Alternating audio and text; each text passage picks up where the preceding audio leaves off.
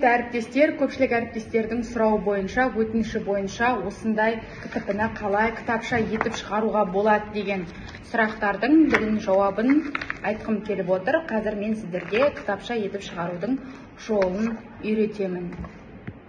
Кітапша етіп шығару үшін вордовский документіміз книжный форматта тұру керек осындай, және ол барлық бет саны 4-ке бөлінетін болу қажет. Міне, біз 3-ші бетте тұр курсорым менің. Бірақ барлық саны беттің 4. Демек, ол 4 болуы мүмкін, 8 болуы мүмкін, 16 болуы мүмкін, 16 бет болуы мүмкін. Егерде сіздерде 3 бет болып қалып жатса, онда сіз артық 1 бетті қосатын боласыз. Міндетті түрде бет саны 4-ке бөлінетін болу керек. Содан кейін файлға барамыз, печатьқа барамыз. Содан кейін мұнда біз ең соңғы аяқталатын бетті жазамыз. Мысалы, ол 4, немесе 8, немесе 16, немесе 20 болады да, бізде 4-ке бөлінетін. 4-ті жазамыз, міндетті түрде үтір қоямыз, содан кейін бірінші бетті береміз. Енді астында, мына жерде страница деген жерде, 2 страницы на листе деген таңдаймыз. Сосын печать деп жібереміз. Қазір мен черно-белый қылып жіберем. Печать.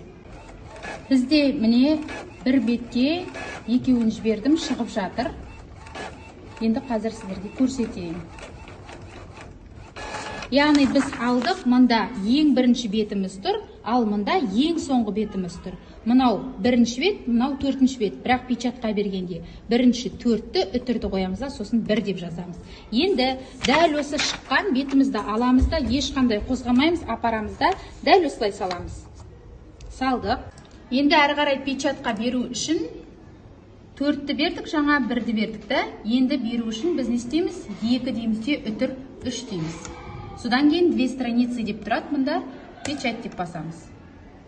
Міне біздің бетіміз шықты, 2-де 3-ті бердік, міне қайырдық, сонда біздікі. Міне бірінші бет, мынау 2-ші бет, мынау 3-ші бет, мынау 4-ші бет болып, кітапша болып шықты. Бұл енді 4 беттен тұратын болғандықтан, мынау 1А4-ге кетеді, бірақ 4 беті бар. Бұдан басқа да түрлері бар шығарудың, бірақ мен сіздерге оңай ретінде осыны ұсынып жатырмын. Егерде сізге 8 бет болатын болса, мен айттым ғой, міндетті түрде 4-ке бөлінетін бет болу керек. 4 болады, 8 болады, 12 болады, 16 болады. Егер саны жетпесе толтырамыз. Мысалы, 8 беттік кітапшаны біз қалай шығарамыз? Ең алғашқы бірінші мына 8 үтір 1 деп береміз. Астында 2 страницы таңдаймыз да, печатқа жібереміз. Кері айналдырып саламыз да, 2 үтір 7 деп саламыз.